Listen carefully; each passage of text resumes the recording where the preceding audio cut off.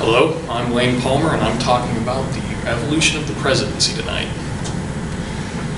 The first form of government that America had when our country first started was the Articles of Confederation, and that form of government did not call for an executive branch originally. There was very little power vested in this government because our country at the time was very afraid of having too powerful of a government because we just fought a war to get out of King Britain's domain.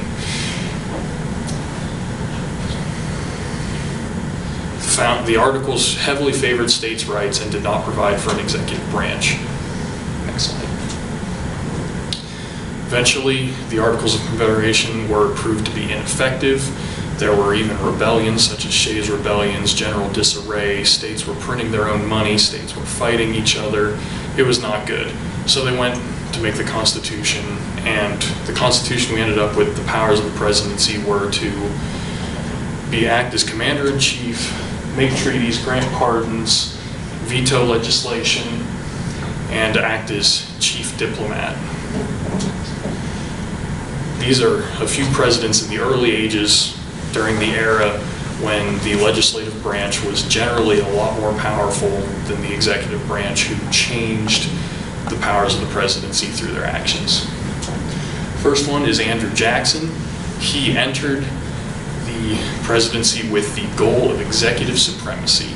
He felt that the executive branch was the only branch that was elected by the entirety of the nation and not just by certain districts. So he felt that as such, the executive branch should be the most powerful. While he was there, he established the spoils system, giving jobs to his friends so that it would make it easier for him to do his work unopposed, surround himself with like-minded people. He also was the first president to extensively use the veto. He vetoed 12 bills in his time as president, which was more than every president before him combined. He also vetoed the creation of the bank, which is one of the most significant vetoes in U.S. history, and it established that presidents could use veto to decide the constitutionality of laws. Abraham Lincoln.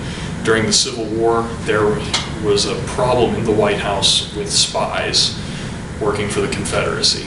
And he got tired of dealing with all these spies because he was very stressed dealing with the war, so he suspended the right of habeas corpus, which is your right to trial. And this was a power that was provided for in the Constitution. Up until that time, everyone assumed that it was a legislative power, but Abraham Lincoln took it and he made it an executive power by setting the precedent. It. Woodrow Wilson, he affected the power of the presidency by coming into office and really working really closely with the legislative branch, with Congress, and telling them what he wanted passed. He also played a large leadership role in foreign policy, with leading the country through World War I, and Victoriano Huerta is an example of there was a rebellion in Cuba, and the U.S. government did not like the Victoriano Huerta guy. They didn't like him being in power, so Woodrow Wilson sent in the Marines to have him disposed of. You can see this is a parallel exactly with the Iraq situation and the war on terror. There were people in there, terrorists, that the American government thought should not be in power, so we sent in the army to take care of them. Franklin Delano Roosevelt, his presidency marks the turning point in the division between Congress and the executive branch. During and after his presidency, the executive branch really was a lot more powerful than it was before him. The main reason this happened was because Congress really didn't know what to do about the Great Depression. So they delegated powers to FDR so that he and his administration could do whatever they thought were necessary to fix the Great Depression. And he did so. He passed a lot of legislation, and he was a very powerful president, and it set the stage for presidents after him to be more powerful and more aggressive. Presidents today are a lot more likely to use veto power. Andrew Jackson used it 12 times, and that was more than everybody before him. There were some presidents like Truman, who used, I think, 80, and another Eisenhower 150. Just obscene amounts of vetoes from today's presidents.